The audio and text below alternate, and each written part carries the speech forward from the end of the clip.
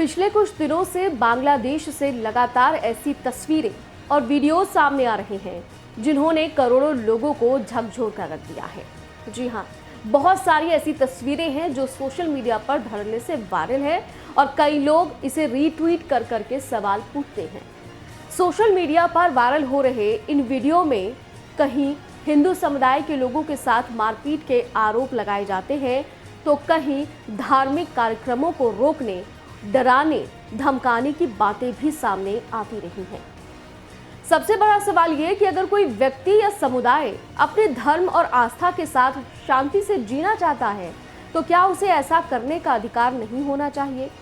क्या किसी देश में अल्पसंख्यक होने का मतलब ये है कि उसकी सुरक्षा और सम्मान की कोई गारंटी ही नहीं रह जाती? सोशल मीडिया पर तो कुछ ऐसा ही नजर आता है। एक वीडियो वायरल हुआ है और वीडियो में दावा किया जा रहा है कि एक व्यक्ति के साथ भीड़ द्वारा बर्बरता की गई। वहीं एक अन्य वीडियो में एक युवती कथित तौर पर ये कहती नजर आती है कि हिंदुओं को अपने धार्मिक त्योहार मनाने की अनुमति नहीं होनी चाहिए। इन वीडियोस की स्वतंत्र पुष्टि जरूरी है, लेकिन अगर इसमें दिखाई जा रही बातें सच हैं तो ये किसी भी लोकतांत्रिक और सभ्य समाज के लिए बेहद तनावपूर्ण है, चिंताजनक है। इसी तरह कुछ रिपोर्ट्स में ये भी दावा किया गया है कि यहाँ पर एक नाबालिग हिंदू लड़की के साथ जघन्य अपराध हुआ। अगर ऐसा हुआ तो ये सिर्फ एक परिवार का नहीं बल्कि पूरी इंसानियत पर हमला है। अपराधी चाहे किसी भी धर्म का हो, समुदाय का हो, किसी भी जाति का हो, उसे सख्त से सख्त सजा मिलनी ही चाहिए।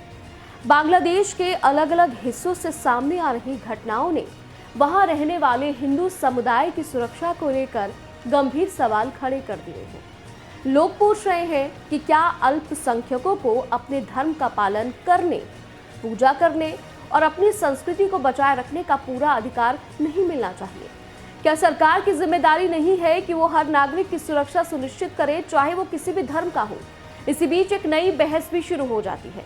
कुछ लोग बांग्लादेश में हिंदुओं के लिए एक सुरक्षित क्षेत्र या विशेष व्यवस्था की मांग कर रहे हैं ताकि वो डर और असुरक्षा के माहौल में जीने के बजाय सम्मान के साथ जीवन बिता सके। ये मांग कितनी व्यवहारिक है और कितनी नहीं, इस पर अलग अलग राय हो सकती है, लेकिन इतना जरूर है कि जब कोई समुदाय खुद को असुरक्षित महसूस करने लगे तो किसी भी राष्ट्र के लिए चिंता का विषय बन जाता है।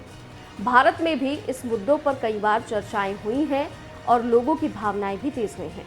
कई लोग सवाल पूछ रहे हैं कि क्या होना चाहिए, क्या भारत सरकार को बांग्लादेश में रहने वाले हिंदुओं की सुरक्षा के मुद्दों पर अधिक सक्रिय होना जरूरी नहीं है और मुद्दे पर अधिक सक्रिय भूमिका भी निभानी ही चाहिए? क्या पड़ोसी देश में रहने वाले अल्पसंख्यकों की स्थिति पर खुलकर बात नहीं होनी चाहिए? आखिरकार सवाल सिर्फ हिंदुओं या मुसलमानों का नहीं, सवाल इंसानियत का है। किसी भी देश की असली पहचान इसी बात से होती है कि वहाँ अल्पसंख्यक कितने सुरक्षित हैं।